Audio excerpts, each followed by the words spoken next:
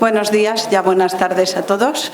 Llegamos a la última mesa de este congreso, donde hemos estado hablando durante 2 días sobre todas las tareas que hay asociadas. Hemos hablado mucho de las tareas del DPO, hemos hablado también de tareas de responsables y, nos planteábamos ayer sobre todo que estas tareas, que son muchas y además en algunos casos pues llevan muchos trámites burocráticos, además de tareas técnicas y aplicadas a la seguridad, nos planteábamos cómo las empresas, sobre todo las pequeñas, que no tienen perfiles dedicados ni especializados, cómo podían llevar a cabo estas tareas para el cumplimiento. También, si pensamos en las empresas grandes o grandes organizaciones, podemos pensar que estas tareas pueden llevar a grandes volúmenes de tratamientos o a llevar un seguimiento de actividad de muchos usuarios. Tenemos que pensar, esta mañana hemos hablado en la primera mesa sobre la posibilidad de automatización, ¿no? O automatizamos o a lo mejor no seremos capaces de manualmente todas estas tareas que muchas veces son largas y tediosas, poderlas llevar a cabo, ¿no? Entonces, estas tareas nos las estamos planteando para cumplir con GDPR. Las estamos planteando para poder demostrar esa responsabilidad activa que tienen que demostrar los responsables, o las estamos pensando para de verdad llegar a una protección efectiva. Todos estos aspectos son los que vamos a intentar tratar en esta mesa y para ello contamos pues con 3 expertos de empresas que llevan una larga trayectoria tanto en TIC como en temas de seguridad y protección de datos. Tenemos a mi izquierda a Rafael Vidal, de la empresa Nunsis. Es el director de Seguridad y Gobierno TIC en la empresa Nunsis. Lleva el desarrollo de negocio en Nunsis de ciberseguridad y gobierno TIC. Cuenta con más de 10 años de experiencia en el sector de la seguridad, desde jefe de proyecto de redes y seguridad en France Telecom hasta la dirección general de la empresa Setival. Actualmente está desarrollando el negocio en Nunsis en el ámbito de la ciberseguridad a nivel nacional e internacional. A su izquierda tenemos a Óscar Bou, muy conocido además en lo que es ISACA, porque en su currículum que es socio fundador desde 2003, con lo cual hay que felicitarle a él junto a ISACA por el cumpleaños y cumplir estos 15 años de trayectoria y de esfuerzo y hacer que todo esto que ocurre en Valencia cada año sea posible.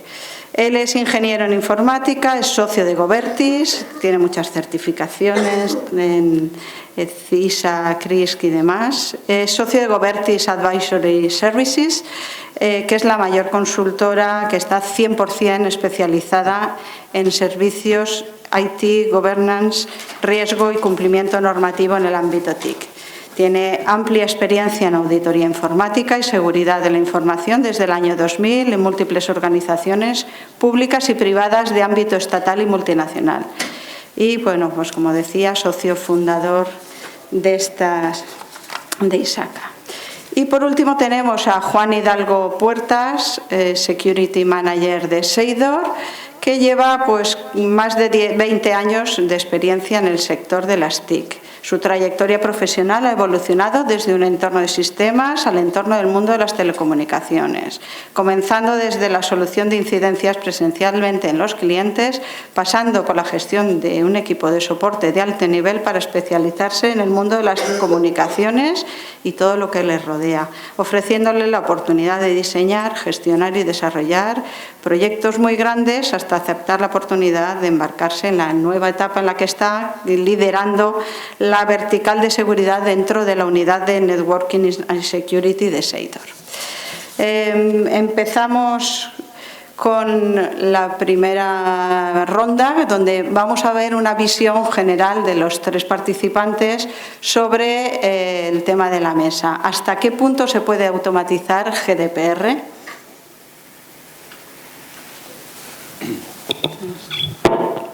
Pues buenos días a todos. Muchas gracias a Isaka, muchas gracias Carmen, muchas gracias a todos vosotros por la asistencia. Y bueno, esta mesa que se plantea como hasta qué punto automatizar viene a responder a a las caras que suelen haber cuando no hay un especialista de seguridad como vosotros al otro lado cuando acabas una jornada, ¿no? Son caras de blancas, ¿no? Madre mía, la que se me viene encima y la cantidad de trabajo que tengo por delante. Y parece que tiene mucho trabajo desde la pequeñita empresa, que tiene que hacer todo el mismo cumplimiento que la gran empresa. Obviamente el dimensionamiento de esfuerzos no es el mismo. Por eso sí que hablamos de determinados aspectos donde siempre que sea posible pues tenemos que automatizar la GDPR. Yo os voy a comentar pues algunos aspectos que desde nuestra perspectiva vemos que son susceptibles de ser automatizables, ¿vale? Por hacer un guión pequeñito, pues he puesto aquí unas cuantas fotos, ¿vale?, de hitos que marca el GDPR respecto al anterior LPDR o LOPD que son susceptibles de automatizarse. Si nos vamos al primero, la obtención de consentimientos ha sido el gran caballo de batalla los primeros meses. Todos hemos sufrido la cantidad de consentimientos que nos han solicitado todo tipo de empresas, sobre todo las más grandes, que han venido por todo tipo de medios. Entonces, sabemos que debemos recoger ahora el consentimiento para cada finalidad, por lo tanto el consentimiento anterior de la LOPD en muchas empresas no sirve y hay que volver a dar la paliza a todo el mundo para que te vuelvan a reconocer que te dan su consentimiento. El efecto totalmente negativo, el que lo hizo la semana mágica o trágica del 25 de mayo, seguramente consiguió entre uno o ningún consentimiento, porque esa semana te dedicabas a pasar siguiente y casi no aceptabas ningún formato. Se debe dar por un acto informativo, afirmativo, inequívoco, y además se debe almacenar. Quizá una de las partes más importantes o difíciles es almacenar. Y antes han hablado de la custodia de datos. Un dato a custodiar son los consentimientos. Luego tienes que tenerlos guardados. Y como los recojas, pues como suele ser habitual, llegan y dicen, mira, para recoger el consentimiento en una clínica privada o en donde sea, pues una hojita y vas recogiendo. Y cuando te viene otro paciente, a las 2 semanas dice, oye, te solicité el consentimiento, espera que lo voy a buscar. Te pones a buscar y de repente, si tienes un buen negocio, tienes ahí 300 folios, ¿no?, donde buscar si tienes o no el consentimiento recogido previamente. Entonces, automatización yo creo que es importante en esta etapa. La automatización se puede recabar de muchas maneras. Seguro que os han llamado de Iberdrola con un IVR reconociendo y diciendo, por favor, oiga la siguiente locución, no se marche, le vamos a recoger los consentimientos para todos sus datos. O los han recogido vía SMS, ¿vale? Un montón, y además el SMS, no sé por qué, a mí últimamente me llegan que dé mi consentimiento llamando al 902. ¿Estamos locos? No te voy a dar nunca mi consentimiento llamando 902, que encima me cueste dinero darte a ti derecho para que me agobies con publicidad, ¿no? Pero bueno, un SMS llamando 900 quizá es una recomendación un poquito más certera. También tenemos el típico email, que es lo que hemos recibido casi todos, ¿no? Emails a punta pala y el éxito bajo, creo yo. Y luego tenemos reconocimientos de firma, que quizá en muchos sitios es hacia donde yo creo que en muchos negocios es susceptible. ¿Por qué firma y firma digital? Pues bueno, soluciones de firma presencial, recogemos los papelotes, escaneados y luego subidos a una base de datos, firma remota sin límites a través de un SMS, firma a través del DNI electrónico, que a día de hoy pues no lo utiliza nadie. Yo no he visto a nadie meter casi en el día a día meter un DNI electrónico para validar nada, pero bueno, el nuevo DNI electrónico está muy preparado para que todos pues firmemos con eso, ¿no?, en cuanto los negocios estén equipados con una lectura del DNI. Y luego está pues firmas más avanzadas, que ya tienen un tema legal mucho más complejo y por lo tanto no te sirve simplemente con un consentimiento. Por ejemplo, pues la ficha de clientes, de pacientes, se puede recoger así. Oye, fírmame aquí en una tablet, ¿vale?, el reconocimiento, y márcame dónde quieres que te deje, para qué finalidades lo recojo, ¿vale? Pues una pequeña tablet o un SMS, ¿vale?, o lo que sea. Eso sirve en muchos casos y en otros casos, pues por desgracia, y hablo un ejemplo, pues en una farmacia que pues el chico o la chica que cuida de una persona mayor que no puede salir tiene que recoger medicamentos de la persona que no puede desplazarse, pues tendrá que llevarse el consentimiento, que se lo firmen en casa y luego digitalizarlo o de alguna manera llevar la firma, ¿vale?, hasta la persona que tiene que autorizar, ¿vale? Bueno, otro sistema, y aquí creo que hay varias herramientas presentes en el Congreso, que quizá es donde estamos más fuertes pues, las empresas españolas, aquí hay varios representantes, de intentar automatizar las tareas de gestión, ¿vale? Si al final lo último que se ha hecho es que había un sistema de gestión, Leonardo ha comentado también ese sistema de gestión de información personal o sistema de gestión de la privacidad, que le podemos llamar, que es demostrar que está vivo en la gestión de la privacidad, pues bueno, pues tenemos muchas acciones como la responsabilidad que se puede recoger la documentación y tenerla guardada ante cualquier posible indicio, ¿vale?, o inspección y otros aspectos que ahora vamos a ver, como es el análisis de riesgos o el Privacy Impact Assessment. Luego en la comida meteremos ahí el debate, la comida se va a alargar hoy, ¿vale? Pero bueno, ese análisis de riesgos también, exactamente, con los gin tonic seguro que nos ponemos de acuerdo. Y ya, sí, Leonardo se le va a la comisión ya un papel en servilleta firmado por todos. Seguro que es válido. Evaluar los riesgos para cada tratamiento en las medidas. Pues bueno, herramientas que te ayuden a evaluar esos riesgos de una manera un poquito automatizada, porque al final no debe ser en base a una opinión, debe ser en base a una metodología existente y el año que viene o cada vez que lo revalúes, pues no puede ser que venga otra persona y efectivamente te diga, para mí mis datos lo más importante. Pues no, como tiene que ser repetible, lo ideal es apoyarse en alguna herramienta, ¿vale? Es reevaluar los riesgos periódicamente, ¿vale? Y, al fin y al cabo, es herramientas que gráficamente te puedan ayudar en este proceso para que esos riesgos pues, puedan ir acompañados de medidas de implantación y eso pues lo tengas documentado y cuando vayas a hacer la reevaluación pues puedas coger y fácilmente poner otras medidas, ver si han sido efectivas, etcétera, ¿vale? Otro punto donde también es importante son las labores del registro de actividades de tratamiento, que normalmente se tiene también automatizado en un Excel, en un documento Word o también pues en una herramienta que te facilite pues el hilo conductor para que en cada tratamiento apliques pues cualquier operación que necesites, ¿vale? Por lo tanto también hablamos de estas herramientas que hablábamos para gestión documental y para llevar esa gestión en el día a día.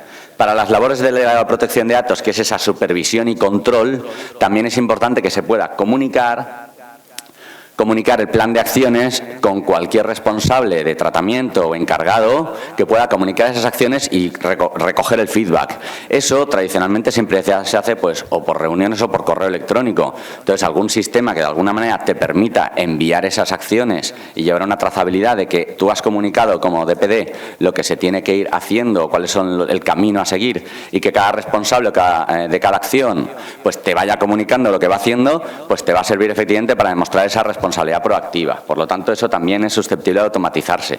Con un project, con una herramienta un poco que automatice esa comunicación, ¿vale? O lo que sea, ¿vale? Y luego también para los controles que vas a implantar, que puedes decir, oye, si esto ya lo he implantado y es efectivo, pues también tienes que demostrar la efectividad, ¿no? Por lo tanto, no vale que alguien me haya dicho que lo ha hecho, sino, bueno, dime si de verdad, mídete y dime que lo estás haciendo. Demostrar responsabilidad proactiva también es poner controles y medir periódicamente si lo estás haciendo, por lo tanto, pues la típica cuadro de mando hecho en cualquier herramienta o que tenga la empresa. Se para un poquito, sí, es que también me lo podía quitar. ¿Vale? Y finalmente también hablamos se recomienda llevar en mecanismos de cifrado o comunicación de brechas de seguridad y aquí hablamos de otro tipo de herramientas que hemos hablado ya esta mañana.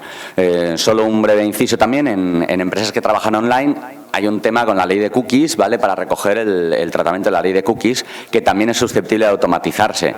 En vez de ir a cada cookie y ver cómo la vas evolucionando, hay herramientas y plataformas que te permiten, para periódicos quizá, por ejemplo, mucho más importante, pero también para empresas que tienen tiendas online, que te agrupa esas cookies en finalidades y te almacena el consentimiento y te permite que el usuario cuando entre en tu página web pues le diga sí o no a estas finalidades y eso ya lo tienes guardado para las siguientes veces, ¿vale? Entonces, bueno, digamos que hay herramientas que te ayudan en ese día a día, que es complejo. Lo último que quería decir es que, obviamente, las otras tareas son todos los controles técnicos, que es lo que se ha visto en la primera mesa.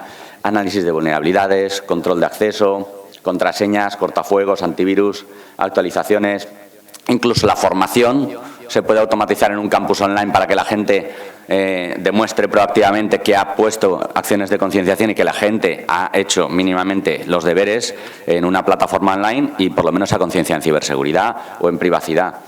Y al fin y al cabo, pues otras herramientas un poquito más complejas, como las que traían los compañeros de Checkpoint o Panda o cualquier otro fabricante, que van más a buscar el dato y te permiten pues llevar unas métricas y saber cuál ha sido la implementación efectiva de la GDPR. ¿Vale? Y creo que con esto, esta parte ha terminado mi intervención. Muy bien. Vamos a ver, o sea, yo me gustaría entrar en aspectos, ¿no? Para complementar un poco la otra visión. Más que de un enfoque basado en herramientas, por decirlo de alguna forma, del por qué es necesario automatizar. O sea, yo creo que es justificar un poco ese tema, ¿no? Entonces, dentro de todo esto, yo creo que hay una justificación principal, que es que estamos en un mundo en riesgo, ¿no? Y de hecho, Leonardo lo comentaba, que el enfoque propio de la legislación ha sido el risk-based approach, ¿no? Que comentaba y que trasladaba muy bien, ¿no? Entonces, creo que está ahí, ¿no? Además, algunos datos. Por ejemplo, esto se publica el 30 de octubre de este año, o sea, hace nada, tiene apenas unos días. Estamos hablando del mapa de ciberriesgo, del mapa de riesgos con carácter general para las entidades bancarias. Es el mecanismo único de supervisión, el que regula toda la parte de riesgos con carácter general en la parte del sector bancario y lo que tiene que ver con temas de supervisión. La diferencia con respecto al año pasado es que el de ciberdelincuencia y fallos informáticos, que lo veréis ahí en medio, ha subido a tercer puesto. Es decir, se espera que sea actualmente el tercer riesgo y, por tanto, el regulador a los bancos, como tercer riesgo, les va a medir este. Todo lo que tiene que ver con tema de ciberdelincuencia y fallos informáticos. De hecho, esta misma semana está también aquí Javier, otro compañero, estábamos con gente de banca precisamente un poco hablando de estos temas, ¿no? Entonces, creo que es importante. Y además, el por qué, yo creo que es un tema importante, el por qué. Vamos a ver, o sea, de los dos factores que tiene el riesgo, la parte de probabilidad y la parte de impacto, que podemos continuar el debate luego. ¿Qué ocurre? En el sector bancario, la evidencia, por decirlo de alguna manera, es que desde la perspectiva de probabilidad se está produciendo un aumento en el número de ciberamenazas y su materialización en ciberincidentes. Es decir, se está viendo un impacto, un aumento en la frecuencia de materialización y eso es importante. Sin embargo, respecto al factor de impacto, aún no se ha materializado ningún incidente grave. Es decir, se habla mucho de los graves problemas que ha habido, pero todavía no ha ocurrido ningún incidente que pueda ser considerado un incidente grave con materialidad que tenga una repercusión societaria. Por decirlo de alguna forma, desde el punto de vista, las entidades bancarias son, pues bueno, son infraestructura crítica y demás, ¿no? Entonces creo que es importante. Pero ello origina, ¿no? Y además esto está en consonancia un poco también con el mapa de riesgos del Foro Económico Mundial. Las de color moradito, o sea, los dos cuadrados, lo que es la caja de arriba es el factor probabilidad y el de abajo es el factor impacto. Si vemos, y va, la primera columna es del 2008, a la última es el 2018, es decir, son los riesgos, o sea, los escenarios que más inquietan desde la perspectiva de probabilidad y desde la perspectiva de impacto, en materia con carácter general, de riesgo sistémico. Y como veis, el moradito en el factor de probabilidad durante muchos años ha estado ahí, que son los incidentes que tienen que ver con la parte de TI. Sin embargo, en la parte de impacto, únicamente en el 2014 estuvo dentro de las 5 primeras posiciones y fue por impacto sobre infraestructuras críticas. Hubo un miedo, si recordáis, en el 2014 sí que había una inquietud determinada, se había legislado en el 2011, hubo ahí cierta inquietud y entonces ahí escaló a 5ª posición, no más, y luego han vuelto a desaparecer. Por tanto, no estamos todavía previendo un gran impacto, ¿no? Por lo menos los sistemas no lo hacen. Entonces, ¿por qué hay que automatizar? Porque al final de lo que se trata y de lo que yo creo que la legislación europea al final habla es de crear una especie de Europa, una sociedad ciberresiliente, ¿no? Es decir, que en un momento determinado ante este tipo de escenarios seamos capaces de resistirlos. O sea, resistirlos implica fase de evasión al principio, o sea, detección tal, a lo largo de todo el ciclo, ¿no? Un poco, por decirlo de alguna manera. Entonces, aquí lo que vemos es simplemente un comportamiento de un sistema que no es ciberresiliente, que está bajando por un nivel mínimo, ¿no? Por debajo de un nivel mínimo. Entonces, creo que es un poco lo que se trata. Entonces, es imposible hacer esto si no se automatiza. Este es el comportamiento, por ejemplo, de un sistema medido, lógicamente automatizado. Este es el nivel de carga que soporta ese sistema y estos son los umbrales. Esto, si estuviésemos hablando en términos de disponibilidad, que se comentaban antes, serían un MVC, un nivel mínimo, por decirlo de alguna forma, estaría aquí en naranja. Y entonces lo que vemos es que durante la fase de reconocimiento, weaponización, la de entrega, exploit, control, ejecución, mantenimiento y demás, O sea, tenemos comportamientos normales, pero sin embargo durante la fase de ejecución bajamos a los niveles mínimos y entonces es imposible. Y siempre esto es un problema de malware y este es desfiltración de datos. Entonces es imposible, fijaros en un caso de desfiltración de datos, que casi siempre, en un 90 y muchos, va a ser un escenario con datos personales. Es imposible detectarlo prácticamente si no hay automatización. O sea, es prácticamente imposible. Entonces es absolutamente necesaria. No seríamos capaces de garantizar la confidencialidad, la integridad y en algunos casos la disponibilidad de la información. La disponibilidad es más evidente, sin embargo confidencialidad e integridad no lo es. Inquieta más la disponibilidad porque parece que tengo una afección, pero seguro que al CIO que echan, probablemente la disponibilidad sea entendida por el CEO, pero un problema, una fuga de datos, no, se va a la calle. Está pasando sistemáticamente con las grandes fugas de datos, ¿no? Entonces, ¿qué ocurre? Que los datos libremente, por decirlo de alguna manera, o sea, a nivel de los sistemas van fluyendo, ¿no? Y entonces van fluyendo pues, a nivel, y es la parte del flujo de datos, ¿no? Es una de las fases, o sea, el identificar un poco los distintos flujos de datos es algo que es fundamental en materia de privacidad ahora mismo. De hecho, gran parte de las metodologías empiezan por esta fase, es decir, por seguir el dato, ¿no? Por seguir un poco lo que sería el camino del dato. Y entonces, dentro de eso, pues considerar cuando se está tratando en una parte o cuando está fluyendo entre dos sistemas, por decirlo de alguna manera, ¿no? Entonces, es un aspecto que es fundamental y que, lo mismo, o sea, debe de estar controlado y monitorizado, que vendría a ser un poco lo mismo, ¿no? Misma ocurrencia dentro de todo esto. ¿Qué es lo que vemos aquí un poco? Desde la perspectiva del tema de esquema nacional de seguridad, si vemos la parte de valoración, ¿no? O sea, que es lo digo por unir los dos mundos, ¿no? Y vamos a unir ya la parte de seguridad y privacidad. ¿Qué ocurre? Desde una perspectiva de lo que sería esquema nacional de seguridad y demás, lo que nos va a interesar van a ser la parte del tratamiento que es automatizada, por decirlo de alguna manera, o sea, la parte del sistema de información. Ahí van a haber riesgos tecnológicos, pero luego, por decirlo de alguna manera, sobre esos va a haber otra serie de riesgos legales que vamos a tener que tratar y que también esa gestión habrá que automatizar y, como comentaba también muy bien antes Rafa, es automatizable también a efectos de consentimientos y todo ese tipo de cuestiones, o sea, que hay como distintas diferencias, ¿no? Dentro de todo esto. Entonces, a partir de ahí, las medidas de seguridad dependerán de todo eso. ¿Qué ocurre? Lo dicho, o sea, que en un momento determinado vamos a poder ser capaces de navegar y ver cuál es el flujo de datos, cómo eso va calando y demás. A los distintos niveles deberíamos de proceder a automatizar. ¿Pero qué ocurre? Que va a ser muy diferente automatizar, por decirlo de alguna manera, la gestión de la privacidad con lo que sería el movimiento de datos a nivel de red, por decirlo de alguna manera, o sistemas de DLPs, por ejemplo, que se dedican a evitar la prevención de fuga de datos, ¿no? Es decir, a evitar que en un momento determinado, por un correo electrónico, por ejemplo, haya una fuga de datos. Entonces, el tratamiento, la consideración, la forma de automatizar va a ser muy diferente en ambos casos, ¿no?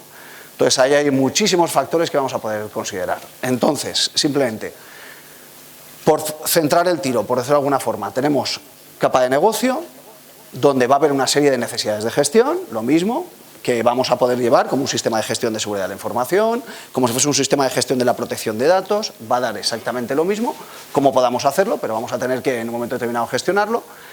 Importante saber dónde estamos automatizando, si estamos hablando de capa de negocio, es decir, si estamos hablando, me gustan mucho los diagramas estos de arquitectura empresarial, ¿no? O sea, para mí le dan mucha visibilidad al tema.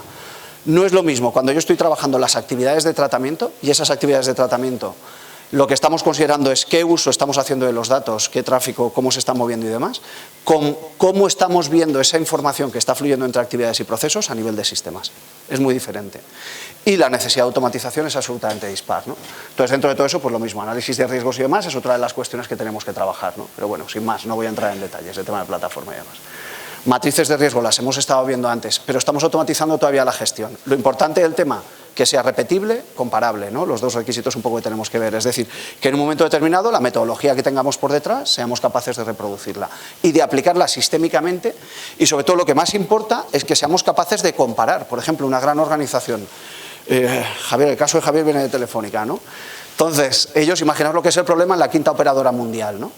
De todo esto, pues bueno, ha supuesto una auténtica revolución en la gestión del GDPR, una absoluta, auténtica revolución. De hecho, todas las iniciativas que tienen, por ejemplo, en Cuarta Plataforma y demás, es la automatización de la puesta a disposición del cliente de su información. Y lo mismo está ocurriendo con muchos otros, ¿eh? Es decir, lo que pasa es que luego intentan darle una capa de valor comercial. Pero imaginad lo que es disponer eso. Una operadora que nació en 1924, me parece que era, pues un poco en eso, ¿no? Entonces creo que es importante un poco que lo veamos. Pero luego, o sea, hay temas que me inquietan más que lo que sería la parte de gestión. O somos capaces de aterrizarlo abajo o no estamos haciendo nada, ¿no? Es decir, porque el problema de todo esto no es automatizar la gestión o la llevanza del nuevo documento de seguridad con el formato que queramos de ISOs o los análisis de riesgos, las evaluaciones de impacto, si son diferentes o no. O sea, si son diferentes tendremos dos, si no tendremos solo uno, ¿no? Que harán las dos funciones. Pero bueno, lo importante, por decirlo de alguna manera, es que al final esa información, esos datos personales, acaban en datos concretos que residen en mis sistemas. Entonces, hay dos cuestiones de cara a automatización. O sea, primero, nuestra perspectiva, por decirlo de alguna forma, es decir, tenemos que tratar de automatizar la capacidad de resistir, es decir, de garantizar confidencialidad, integridad y disponibilidad a lo largo del tiempo, ¿eh? Y dentro de eso mantener unos niveles adecuados. Las técnicas para garantizar eso son muy diferentes al enfoque de seguridad clásico y son muy diferentes al enfoque de continuidad de negocio. O sea, cuando hablamos de resiliencia y cuando hablamos de ciberresiliencia, el conjunto de técnicas es otro. Iremos buscando puntos únicos de fallo, un proceso automatizado que se queda parado si no encuentra un fichero de configuración y no puede seguir, un dato que en un momento determinado puede haber un movimiento entre dos bases de datos. Entonces, el número de técnicas y la naturaleza de las técnicas van a ser muy, muy diferentes, ¿no? No voy a entrar tampoco en detalle.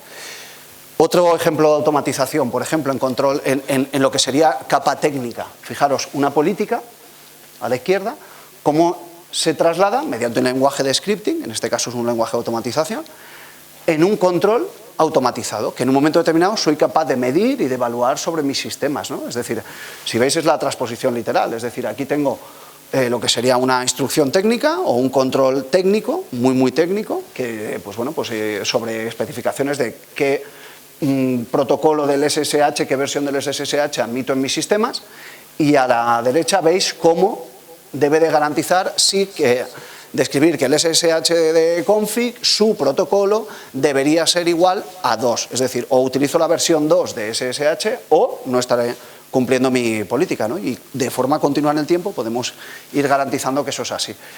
El CCN ha dispuesto una herramienta que es clara, que sirve por lo menos para evaluar también un poco, para ser capaces de verificar de forma automatizada que la configuración en mis sistemas es la que toca, ¿no? Pero bueno, también es una herramienta que le das al botón y ejecuta. No es una especie de automatización, de auditoría en continua, pero bueno, es un primer paso. Y que creo que a todos nos conciencia, y bueno, y viene de una administración pública, perfecto, estupendo, ¿vale? De hecho, estaría así, ¿no? Pero muy probablemente no sea suficiente para escenarios, o sea, porque tú no puedes estar pendiente de darle al botón cada 3 meses, ¿no? Es decir, igual que monitorizamos disponibilidad, deberíamos monitorizar de forma continua la configuración de nuestros sistemas. Para mí es la base de todo, porque si no estamos protegiendo algo que está cambiando, es un ente vivo. Alguien coge, entra, cambia un parámetro de configuración, eso abre un puerto, ese puerto expone. Entonces, tenemos la línea base de seguridad muy, muy controlada y muy cerrada, o va a ser imposible dentro de todo esto. Entonces, hay protocolos, el SCAP, estos son STIGs, librerías de lo que se llaman STIGs, que son capaces de decirte, pues oye, mira, establece esta línea base y mídeme de forma continua en el tiempo cómo estamos, ¿no? Dentro de todo esto. Muy bien, y por abrir debate, lo que no se puede automatizar, ¿vale? O sea, yo creo que hay cosas que no se pueden automatizar, ¿eh? Primero, lo que está fuera de nosotros. O sea, hay un grave problema en la parte de cadena de suministro. El tema de los controladores, el tema de los procesadores, ese tipo de cuestiones, la forma de auditar, de controlar, por decirlo de alguna manera, a un procesador de datos cuando no depende de nosotros es muy diferente, las técnicas son muy diferentes.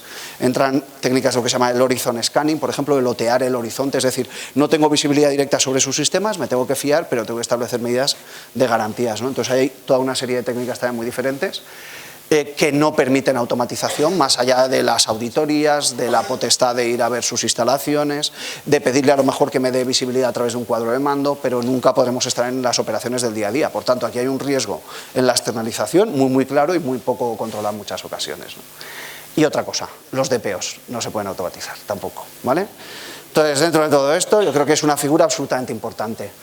Felicitar a IBAC, al Instituto Valenciano de Certificación, por ser aquí. Nosotros, en nuestro caso, llevamos los cursos de la Asociación Española de la Calidad, por dar cifras, porque esto a veces suena entelequia, pero que tengamos visibilidad de que ya ha habido más de 300 profesionales en formación certificada, de los cuales más de 150 ya han finalizado los cursos, y ya hay 47 DPOs certificados por la Agencia Española de Protección de Datos con formación acreditada por ENAC. Es decir, ya hay profesionales que han sido reconocidos y que han superado todos los exámenes, ¿eh? Con lo cual yo creo que es una garantía para todos y bueno, y en cada edición son 60, 70, 100 profesionales, o sea, es una auténtica avalancha la que estamos teniendo, lo cual es bueno para todos, ¿no? Dentro de todo eso.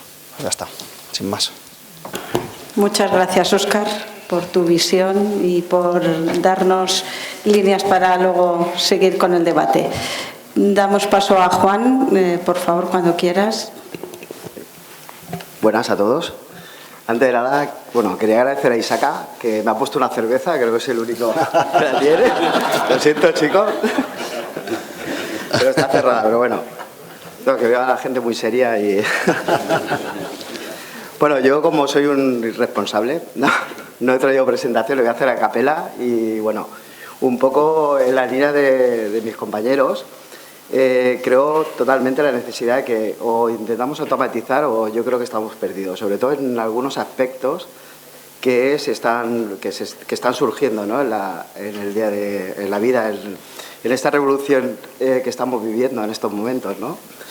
O sea, vivimos en una sociedad hiperconectada, o sea, tenemos 1000 dispositivos, estamos superconectados, las empresas se están transformando digitalmente, cada vez tenemos más información, que controlar toda esa información es difícil. Podemos automatizar muchas cosas, ¿no? Muchos elementos, procesos, capa de negocio, o sea, hay cosas que están muy automatizables, pero hay otras que son muy difíciles, ¿no?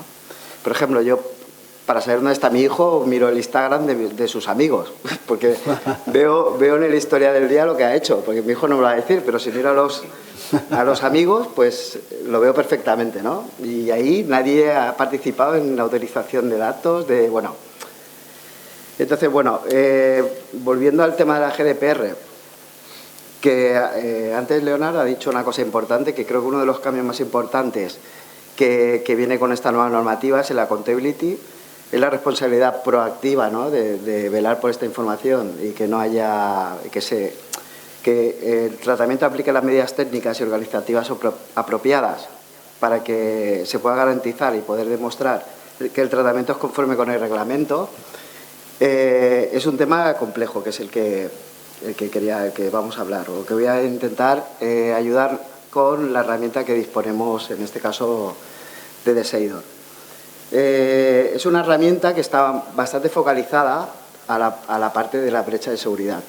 O sea, es una herramienta en la que, de cierta manera, lo que vamos a intentar de una forma proactiva, o sea, quiero decir que vamos a evitarlo antes de que se produzca, vamos a intentar registrar esta actividad de los usuarios y vamos a controlar todos estos documentos que son personales, que previamente se han parametrizado y se les ha indicado, para que cada vez que se haga uso de ello, ¿no? Pues podamos velar porque no haga una fuga de información, no se haga un uso correcto de ella, ¿no? Porque, por ejemplo, un administrador de bases de datos, por el rol que tiene, ¿no? Puede perfectamente acceder a información que igual no debería, pero simplemente por el rol de ser administrador, ¿no? Pues podría consultar esta información.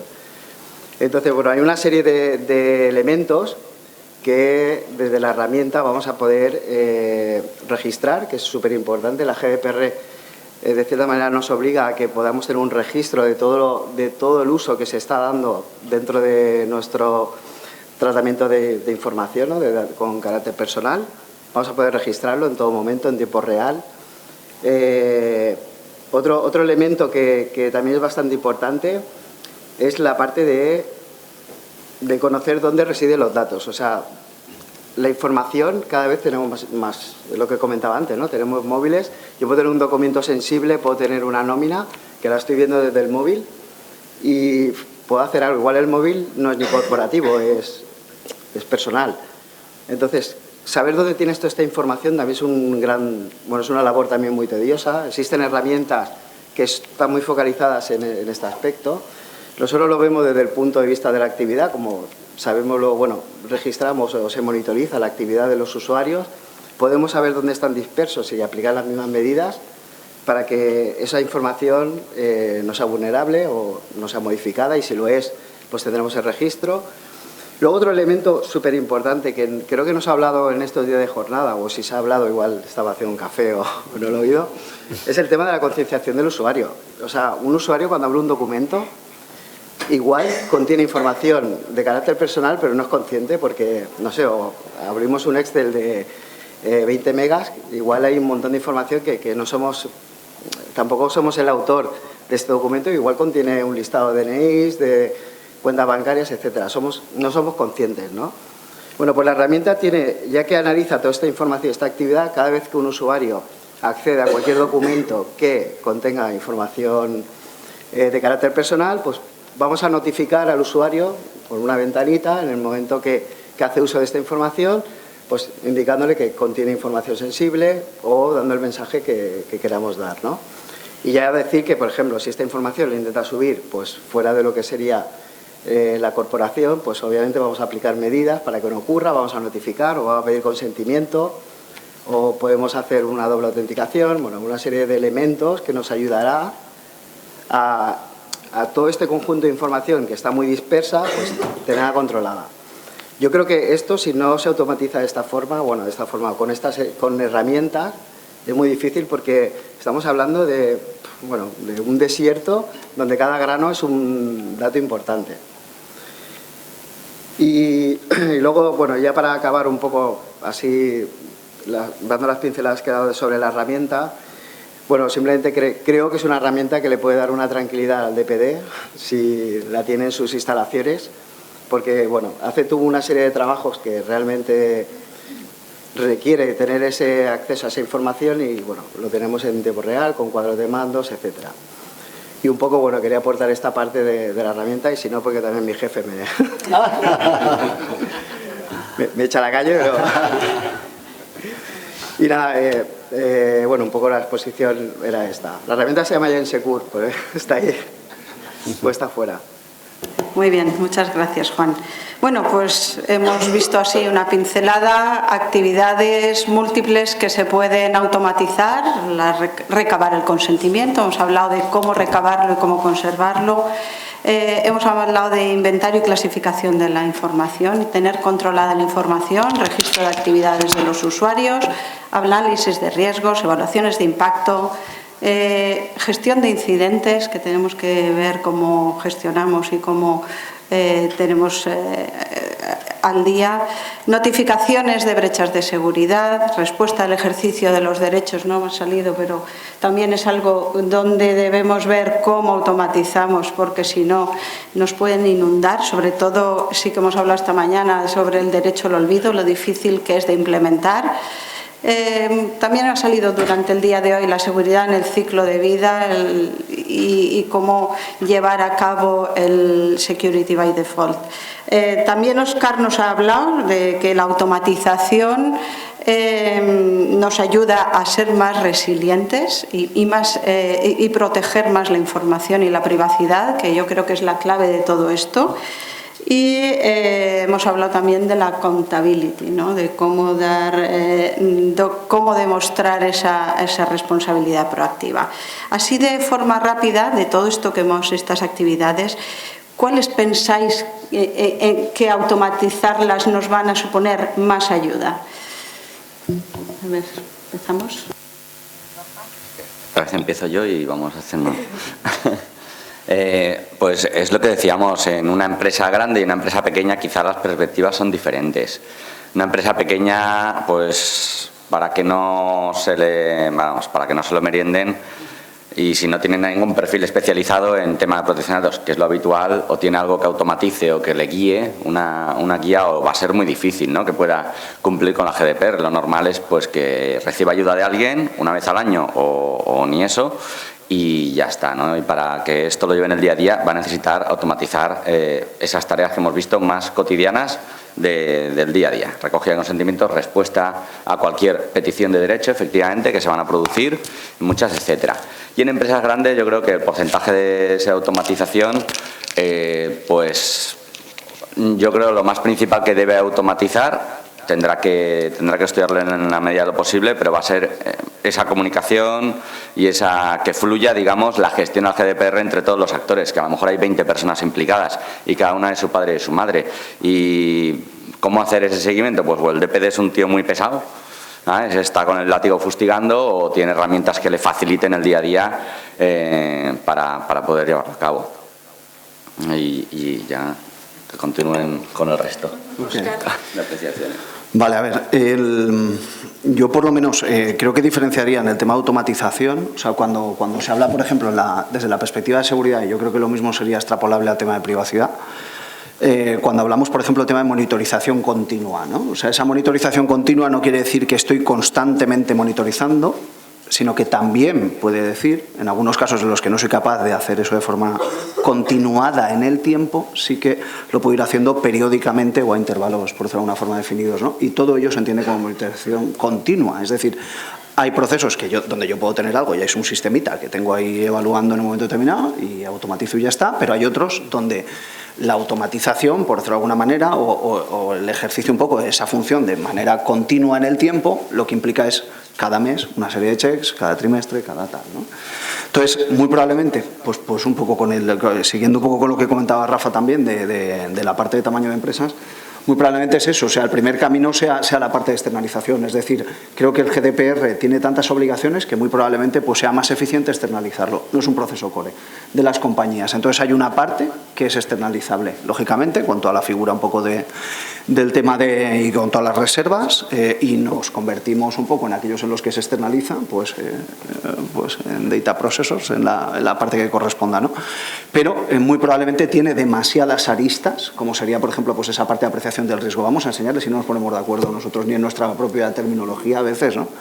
Entonces, va a ser muy complicado transmitir eso al cliente, ¿no? Entonces, creo que hay una parte ahí, por lo menos, si no de automatizar, sí que de pseudo-automatizar o hacer cosas de manera continua en el tiempo, ¿no? Dicho eso, luego, probablemente lo que vamos a automatizar no es lo que pertenece en sí a los procesos de negocio, sino muy probablemente sea lo que tiene que ver con los sistemas de información, ¿no? Entonces hay distintas herramientas, distintas soluciones y demás, ¿no? Y en lo otro, pues bueno, sí que puede haber alguna colaboración y demás, ¿no?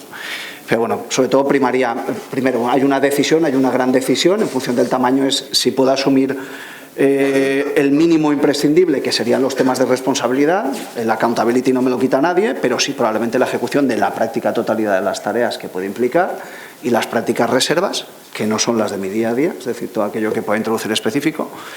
Y luego ya pues plantearme otra serie de opciones. Muy bien, gracias. Juan.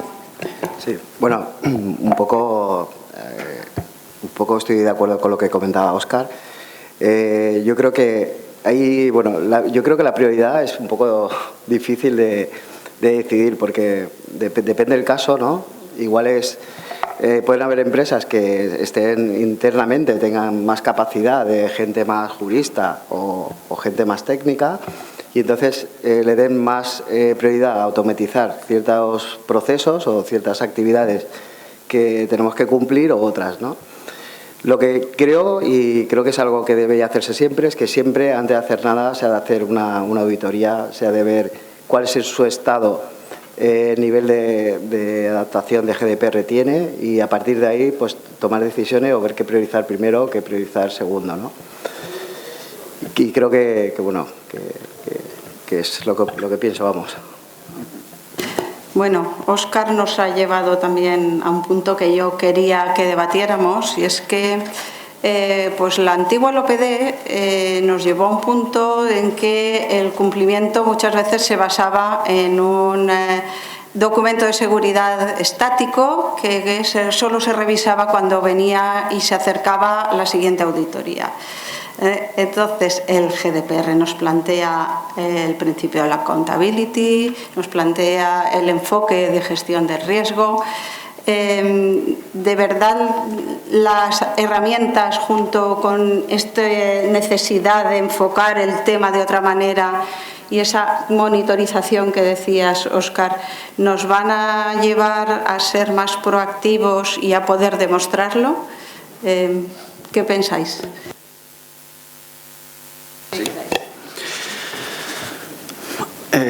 A ver, primero, creo que es una misión imposible si no automatizamos. O sea, creo que la decisión es dicotómica, hay que optar por el sí, ¿no? El tema es en qué medida, ¿no? Es decir, no es un tema de qué automatizo, ¿no?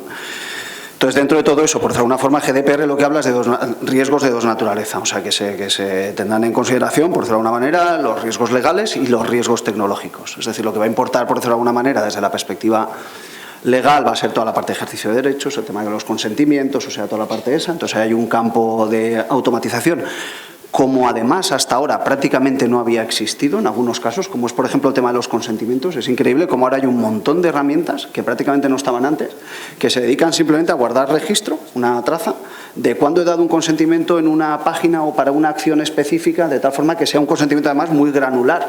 Antes lo único que había era un formulario y yo rellenaba, era una cláusula absolutamente global, y como quedaba el consentimiento para todo. Ahora no, ahora hay soluciones y las mismas plataformas todas implementan ya un motor de consentimientos donde te permiten dar una mayor granularidad. De hecho, Rafa ha sacado antes una captura que era súper interesante del tema de cookies, donde puedes autorizar, por ejemplo, las necesarias, las estrictamente necesarias, las de función estadística, las de marketing. O sea, es un poco como, vamos a eso, y eso es una auténtica revolución. O sea, y es fruto de una oficina de 20 personas. O sea, es que, vamos, no he podido evitar tutear esa foto, ¿eh? O sea, ha sido increíble. O sea, yo creo que pocas personas en el mundo tienen más eco que esas 20. O sea, no sé si lo veis. O sea, han movido una de millones que, vamos, es tremendo, ¿no? Pero bueno, entonces es eso, ¿no? Entonces yo creo que es un poco esa parte de la gestión en sí del dato personal y luego automatizarlo de abajo y sí, desde luego va a llevar a demostrar esa accountability. De hecho, lo contrario, que no hubiese nada automatizado, demostraría dejadez, por mi parte, por lo menos. No sé si alguno de vosotros quiere añadir algo. Bueno, básicamente antes me he focalizado justo en este aspecto, pero también comentar que hay un elemento también muy importante que es parte de la accountability, que es lo que habíamos hablado, bueno, se ha hablado en varias ocasiones, que son las sanciones, que también es un elemento que es súper difícil. O sea, es muy difícil detectar cuando realmente se ha producido, ¿no? o ha habido una fuga, un mal uso de información, y hasta que hasta que se supone no eres denunciado, no lo puedes encontrar. Igual sí que existen herramientas que lo puedes detectar, pero que es un elemento que es importante, con lo cual el detectar previamente estas fugas para que puedas tomar las medidas en el tiempo estipulado de las 72 horas, bueno, hay margen también, pues creo que es bastante importante y creo que es un elemento a tener en cuenta. Solo un punto de vista, me pongo el gorro del auditor, ¿vale? Y llega el auditor y dice, vale, 72 horas o en el tiempo que sea, demuéstrame la responsabilidad proactiva porque has tenido una violación o alguien te ha comunicado una violación de brecha de seguridad. Y entonces me pongo a buscar el consentimiento de la persona, que igual lo tengo en papel en un armario. O igual hemos hecho limpieza del archivo y ya no está. Entonces, si he automatizado eso, bueno, ya tengo el primer papelito. Me dio el derecho, el consentimiento para esto. Vale, segunda prueba que tendré que recopilar. No es que yo comuniqué estas acciones como DPD al responsable de que hiciese esto y aquello. Segunda tarea automatizable, en vez de ir a buscar el correo electrónico que mandaste en un PC que tenías hace 3 años, que te ha renovado porque la tecnología es así, pues tendrás que ir a buscar esas pruebas, ¿no?, de que has dado un poco las órdenes de que se haga esta acción. Y luego tienes que mostrar que esa acción se ha ejecutado. Entonces allí entran esas herramientas que digas, vale, pues esto está implementado y tenemos un control. A lo mejor se ha escapado, ¿vale? O a lo mejor ha pasado, la violación de seguridad se ha producido por algún otro hecho. Pero tú tienes que demostrar de manera proactiva que has tomado todas las medidas, desde la recogida del consentimiento, la evaluación del riesgo, la implantación del control y que ese control ha sido efectivo. Entonces, efectivamente, esa automatización o la tienes así, o antes en la LPD antigua ibas y decías, a ver, tengo este documento de seguridad que tengo en el armario, voy a ver si esto lo tenía en su día recopilado o ha sido un tratamiento que he hecho nuevo y como nadie me ha venido a revisar en un año, pues no sé ni siquiera si esto lo tengo contemplado, yo qué sé. Entonces, es verdad que para esa demostración proactiva ya no te piden tener un documento de seguridad estático, sino que tengas todos los documentos a mano para poder demostrar que efectivamente has dado todos los pasos para que un auditor, cuando vaya, le puedas demostrar que todo lo que está en tu tejado lo has hecho. Muy bien. Hemos hablado de empresas pequeñas, de si esto les facilitaba o no les facilitaba. A veces automatizar y poner herramientas es matar moscas a cañonazos y el medio supera el esfuerzo del fin. O sea, ¿de verdad hay soluciones que ayuden a esas empresas? ¿La automatización les va a facilitar el cumplimiento y llevar a cabo? Pues muchas veces no saben ni de qué están hablando. O sea, esto de la protección de datos, esto nuevo que es. ¿Les podemos ayudar con herramientas? ¿Hay automatización posible para ellos? Sí, por supuesto. Al final, o sea, el proceso y la forma es igual que sea una empresa grande que una pequeña. Al final, si trabajan con datos personales, hay que protegerlos. Sí que es cierto que hay herramientas que igual pueden estar muy focalizadas o su espacio de trabajo pueden ser para empresas medianas o grandes, o la gran mayoría que yo conozco y creo que están muy focalizadas pues también para la pequeña. Luego, bueno, lo que comentaba antes, dependerá también de lo que quieran invertir, de la importancia que le den, de la capa de dirección, que a veces también, como acabas de decirlo, no saben ni qué es esto. Y a veces esta concienciación o esta información pues es lo que te va a poder que la empresa decida si invierte, si no invierte y cómo lo hace. Sí, yo pues eso también distinguiría de las pequeñas empresas, pues más por la tipología. Si hacen tratamiento masivo de datos, pues claro, tienen que registrar todo al dedillo, ¿no? Mientras que si es un taller, pues lo puede llevar en papel tranquilamente porque no tiene tantos clientes. Ahora, es una clínica que atiende una barbaridad, o una farmacia que atiende muchísimos clientes, o automatiza esa recogida o no. Entonces, depende de la tarea. Cuando tú vas al GDPR, hay tareas que le van a ser muy costosas y que los automatiza, aunque sea una empresa pequeñita, o va a ser un marrón, vamos a estar todo el día gestionando cosas. Entonces, más igual, según la tipología de negocio que tenga, ya sería recomendable automatizar una cosita u otra, está claro. Y hay empresas, por ejemplo, que tratan datos sensibles, como una clínica de fisioterapia, que pues eso, que al tratar datos sensibles a lo mejor no automatiza las comunicaciones porque es solo él, pero tendrá que automatizar pues el guardado, la custodia de información cifrada o hacer una copia de seguridad, lo que sea. Entonces, depende de la tipología, tendrá que utilizar unas herramientas u otras, creo yo. ¿Algo que añadir, Óscar? No, es que básicamente coincido con... Que a veces las empresas lo que quieren es solucionarlo y les llevan una mega herramienta que se lo va a hacer todo y aquello es imposible que les funcione, ¿no? O que son incapaces de ponerla en marcha. Bueno, por último, vamos a hacer la última pregunta y luego daremos paso a las preguntas del público. Hemos hablado en varios casos de externalización. Hablamos ayer de externalización de las tareas de DPD. Hemos hablado también ahora de externalización. ¿Cómo se lleva lo de la externalización con la automatización? ¿Nos ayuda? ¿Va a ser una herramienta que nos sirva para, por ejemplo, controlar más a los encargados del tratamiento? Tú has hablado algo del problema de cuando se sale fuera de los suministradores, la cadena de suministro. ¿Nos viene bien o no? A ver, yo creo que es también una manera de demostrar el accountability del externalizado. O sea, por decirlo de alguna forma, es decir, si tú estás, imagínate que por decirlo de alguna forma, tú en vuestro caso, la Generalitat, por decirlo de alguna manera, decide externalizar una parte de las funciones. Y ahora imagínate que hay una forma de demostrar, por decirlo de alguna manera, que yo estoy siendo diligente en ese proceso de externalización. Entonces tendríamos una herramienta, por decirlo de una manera objetiva, en la que va quedando evidencia de fecha y hora, cuando en un momento determinado pues se van haciendo determinados procesos, determinadas acciones y demás, ¿no? Como la de Rafa o como la nuestra. Efectivamente, para la función en sí de lo que sería la parte de gestión, ¿no? Entonces yo creo que eso es una manera también de demostrar diligencia. Además, creo que es imposible escalar este tipo de servicios si no existen herramientas. Pero igual que antes, o sea, hoy en día tampoco nadie hace la contabilidad a mano. Es decir, todo el mundo, pues oye, pues en función de eso, pues habrá licencia de, no sé cómo decirlo, de 30 euros o de 30.000, no lo sé, pues, o de 300.000, o sea, ya será, pues claro, pues hay contabilidades, TASAP, te cobran 3 millones y estará, ¿sabes? El del kiosco que vale 20 euros, entonces habrá un poco de todo, ¿no? Entonces creo que sí que es fundamental y es una manera, de hecho, en un proceso de externalización, de demostrar el accountability y la diligencia del externalizado. Diligencia eligiendo e invigilando, que es la doble del GDPR. Antes no estaba el ineligiendo, o sea, la parte de demostración un poco, o sea, la parte del proceso de externalización en la que vosotros externalizáis.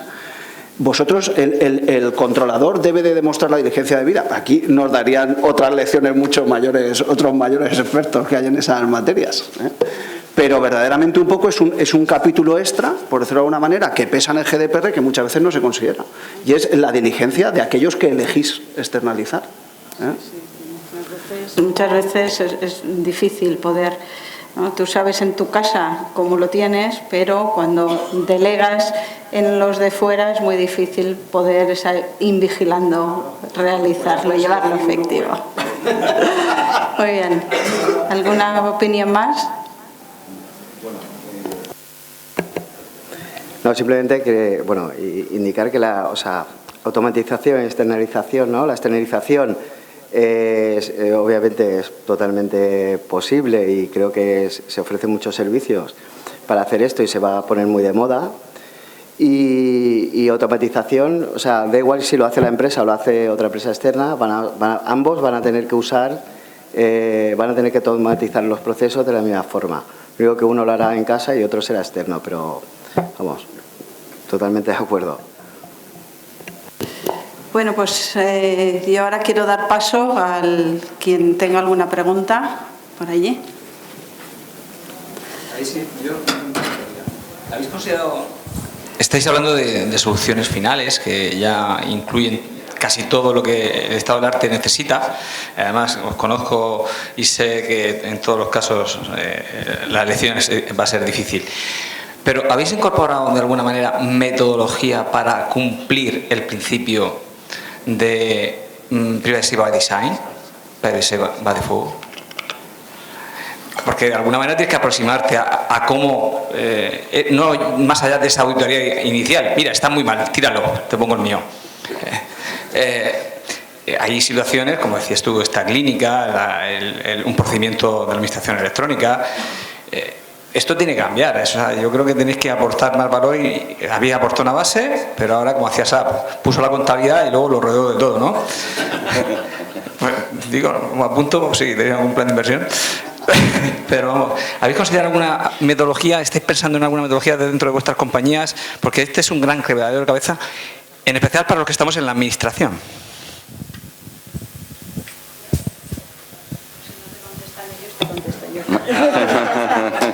Venga, Carmen, procede.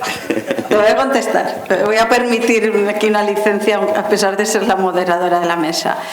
Nosotros sí que lo hemos pensado y llevamos bastante tiempo trabajando en eso. Lo que hemos hecho es, en nuestra metodología de proyectos, embeber la seguridad, tanto desde el punto de vista de privacidad y protección de datos como de cumplimiento del Esquema Nacional de Seguridad. O sea, desde el momento cero en que se inicia un proyecto se analizan las necesidades de seguridad y se definen los requisitos que hay que implementar, y luego se hace un seguimiento de esa implementación y ese cumplimiento de los requisitos durante todo el ciclo de vida y unas verificaciones de seguridad previas al despliegue. O en la propia metodología embebes la seguridad, o al final la seguridad añadida después tiene un coste y unos retrasos en el proyecto que van a hacer que no se implemente. Tienes que tenerla en cuenta porque te va a afectar tanto el coste económico como coste temporal y la planificación del proyecto, y tiene que ser definida y aprobada desde el minuto, vamos, -1, más que el minuto 0 del proyecto, ¿vale? Perdonad, os dejo a vosotros. Sí, bueno, yo por aportar en esa misma línea, efectivamente, bueno, desde el punto, con el gorro de ese consultor que va a empresas y ve los ejemplos, o sea, como consultores nosotros, por ejemplo, los que nos dan la consultoría, Privacy by Default en nuestra metodología, o sea, dentro de nuestra casa, tiene otro significado. Yo creo que vas más por, oye, cuando vamos a empresas y hay o bien soluciones desplegadas que no tienen seguridad por defecto, o van a implementar algo que tienen que desde el principio tener un Privacy by Default. Exactamente. ¿Cómo se casan esas dos cosas? Evidentemente sí que es verdad que hay que introducir en la metodología de esa organización un mecanismo que garantice que para cualquier compra, para cualquier desarrollo, ¿vale?, debe disponer de un análisis de impacto. Normalmente, ahora discutiremos cuándo se hace, pero para el proyecto nuevo seguro que no discutimos. O sea, para un proyecto nuevo hay que hacer un análisis de impacto para saber qué consecuencias tienen temas de privacidad. Ahí, eso seguro. El gran problema cuando vas a una empresa que tiene aplicaciones o que ha comprado y que no son seguras, o que ha desarrollado y que no son seguras. Si las ha comprado y no son seguras, tenemos dos caminos. O se lo exiges a tu proveedor, que estará seguro en el camino de hacer esa aplicación segura para cumplir GDPR, porque a día de hoy no lo está y podemos esperar. Espérate 3 meses que tu contabilidad no está cifrada en la base de datos, pero a mí me han dicho que en la siguiente versión para cumplir GDPR la van a tener cifrada. O tendrás que decir, vas a tener que cifrar tú la base de datos o guardarla en un sitio seguro, porque tú vas a tener que poner los controles para tú cumplir con el GDPR. Es un poco la gran ecuación que te encuentras en las empresas. Y cuando las empresas desarrollan software, hay que meter dentro de su metodología de desarrollo de software, porque hay muchas empresas de desarrollo que tienen que cumplir con el GDPR. Tu aplicación debe cumplir, hay que ver la aplicación y aconsejarle todo lo que tiene que hacer para que se tiene la mano a la cabeza. Los responsables analistas de software, pues, me dicen, madre mía, yo no lo diseñé así y ahora tengo un problema grave, ¿no? ¿Cómo lo meto? Desde el diseño, cómo cojo todas mis 200 instalaciones que tengo y las cambio y actualizo para que cumplan con GDPR. Ahí hay un tema complejo, muy complejo de gestionar. Por mi parte, si queréis, 2 apuntes concretos. Por un lado, por ejemplo, cómo se contempló eso en la parte de Sandas GRC. O sea, lo digo porque liga con el tema de automatización y creo que es interesante. Ya desde el origen, toda funcionalidad tiene una serie de test asociados. Entonces, si cualquier desarrollador hace un cambio, eso sube. Hay un Jenkins, para los que sois técnicos, son test implementados en TDD y BDD, en los dos. De tal forma que hace 3 años había 4.500 test automatizados para cada commit. Eso se lanzaba, tardaban 3/4 de hora, pero bueno, está en un servidor y nadie se entera, ¿no? Y esos mismos test han seguido evolucionando y ahora habrá pues alrededor de unos 6.500 más o menos. Sí, test automatizados, todos con el given, when, then, con la estructura típica que me enseñó en su momento Oscar Coltey, que está aquí, mi profesor de máster de final de carrera de hace un montón de años, y me alegro mucho de que esté, ¿no? Pero bueno, total que es un poco esa parte de estructura y demás. Entonces ese es un caso concreto de automatización, por ejemplo, en fase de pruebas del tema de la Privacy by Design, Security by Design y todo lo que quieras by Design, que se comprueba a lo largo de la fase de desarrollo. Segundo ejemplo, el proyecto de cuarta plataforma de Telefónica es el tema del Hola Aura, ¿no?, que salen los anuncios y demás. Con ellos vamos a empezar a trabajar a partir de dentro de 2 semanas porque precisamente lo que os comentaba es que eso es un proyecto en el cual se están volcando, por decirlo de alguna forma, o se está poniendo a disposición del cliente toda la información que tiene Telefónica de ellos, ¿no? En ese caso, el marco por el que vamos a optar va a ser ISO 27034, que es el de seguridad de aplicaciones a lo largo de todo el ciclo de vida. Eso es así porque no es únicamente desarrollo, porque lo que se trata es de en cualquier fase del producto, por decirlo de alguna forma, en cualquier fase de la aplicación, que seamos capaces de garantizar los controles. Y además esos controles son diferentes en función del ciclo de vida. Por ejemplo, cuando yo en un momento determinado tengo un sistema en producción, hago una copia de la base de datos y me lo llevo para un entorno de desarrollo, las medidas de seguridad entran en juego temas de anonimización, pseudoanonimización, a lo mejor en caso de que no se pueda probar determinadas funcionalidades, y esos controles en un entorno en producción no están. O, por ejemplo, los controles cuando retiro un sistema de producción. O sea, también es muy diferente. Es decir, ¿qué pasa con esos datos? ¿Sabes? En un momento determinado. Entonces, es muy diferente, ¿no? Y el tercer hándicap, por decirlo de alguna forma, es el mundo de APIs al que vamos. Es decir, se acaba, por decirlo de alguna manera, el tema del monolito, por decirlo de alguna forma, la gran aplicación que gestiona al 100% un poco sus funcionalidades, salvo conexiones con otros sistemas relativamente más o menos ambiciosas, y vamos a un mundo donde la lógica entera no puedes aislar el sistema que te la da porque es un conjunto de sistemas interactuando, ¿no? De hecho, este miércoles veíamos un ejemplo en tema de entidades bancarias con el tema de PSD2, donde están ahora optando al Open Banking y a partir del 15 de septiembre de 2019 tienen que implementar esa metodología. Y están abriendo directamente, imaginad lo que es, los bancos, ¿no? Y allí se crean tres figuras, están los tenedores de cuentas, por decirlo de alguna forma, que es el banco tradicional, están los iniciadores de pagos, que es un tipo PayPal en el cual tú, pero en vez de utilizar una tarjeta, puedas utilizar directamente tu cuenta bancaria, y los agregadores, que sería una función similar a la de Fintonic. Pues todo eso, imaginad la transformación que implica para el mundo, ¿no? Entonces ahí cómo lo hacemos. O sea, es un gran reto y al que vamos todos, ¿eh? O sea, lo raro es que empiece por la banca. O sea, esto es el gran gol por la escuadra que se colaron. Pero... Sobre la seguridad de software y las APIs y la reutilización de código, y podríamos hablar aquí, hacer un congreso entero. Bueno, ¿qué quiere pedir? Ya, me toca. Bueno, yo vine de incógnito y aquí ya me han descubierto, me han destapado la tapadera. Hoy.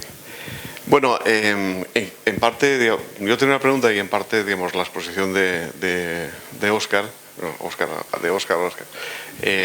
la resultó, pero yo,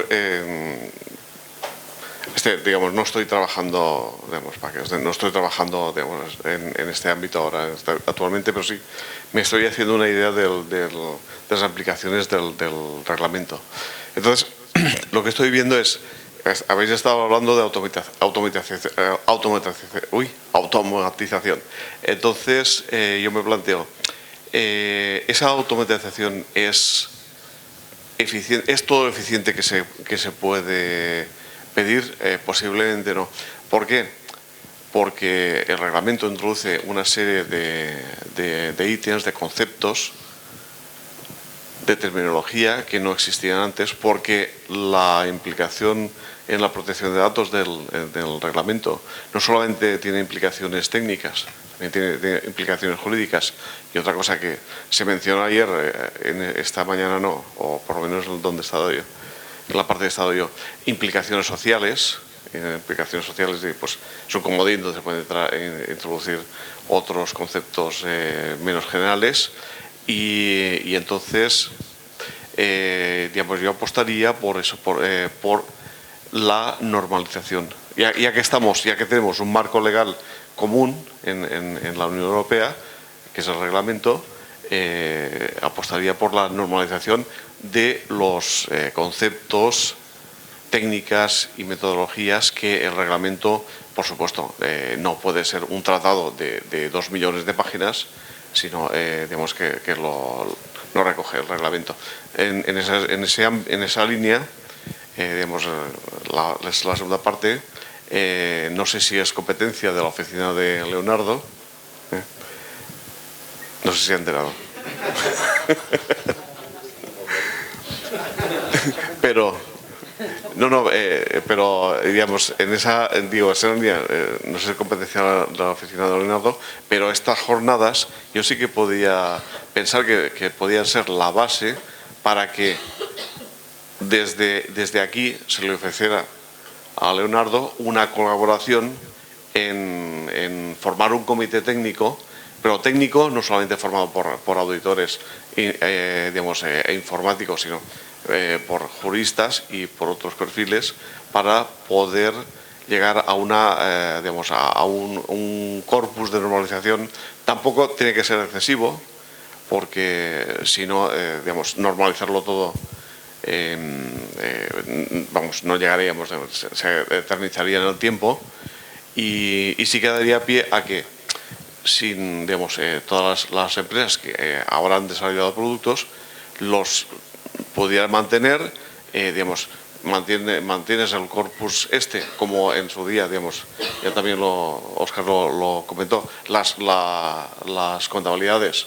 Cuando se instauró el Plan General Contable en España, el Plan General Contable es la forma de tratarlo informáticamente, pues daba pie a diversos productos informáticos que, como he dicho, pues podían comprarse en un kiosco o ahora en instalación ad hoc, ¿no? Entonces esa es más que pregunta, esa es la propuesta que lanzo yo, ¿no? Desde un punto de vista más filosófico, más externo, más separado del día a día en el que estáis vosotros. Gracias. No sé si alguien quiere coger el guante. Yo cojo guante. Como pensamos muy similar, por eso fue mi director de proyecto de final de carrera. También nos llamamos igual. Vamos a ver, yo creo que es... parecerá mentira, pero es probablemente el mayor problema al que se enfrenta nuestra disciplina. Es imposible que haya una disciplina que no parta de un vocabulario común. Si a mí me decís que una evaluación de impacto no habla del impacto, apaga y vámonos, ¿sabes? O sea, porque imaginad que ahora legislamos en contabilidad, en tema de finanzas, y confundimos el debe y el haber. ¿Tenéis conciencia de las consecuencias? Sería un auténtico desastre. Entonces, la taxonomía del riesgo está perfectamente definida. Quien quiera buscarla, que la busque. O sea, los factores que componen el riesgo están perfectamente definidos. Si se habla de evaluación de impacto, me voy al impacto. Bajo un nivel de riesgo, siguiente, likelihood, impact. Entonces lo tengo aquí. Quiero mirar la parte de probabilidad, continuaré bajando. Si no, apaga y vámonos, ¿no?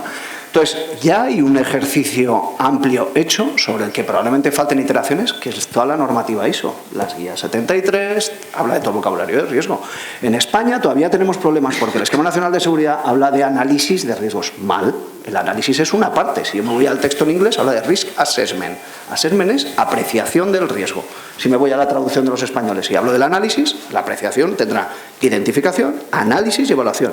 O sea, cuando me hablas de análisis de riesgos y la identificación no la hago y los resultados no los evalúo, es que estoy hablando de apreciación. Pues ponle apreciación, pero no nos confundimos, estoy hablando del haber. Pues no le llames debe, ¿sabes? Entonces, porque si no, a partir de ahí, todo mal. Y de hecho, no sé, ¿hay alguien de la Agencia Española de Protección de Datos? Pero si grabáis se sube internet. No lo tengo que apagar un momento.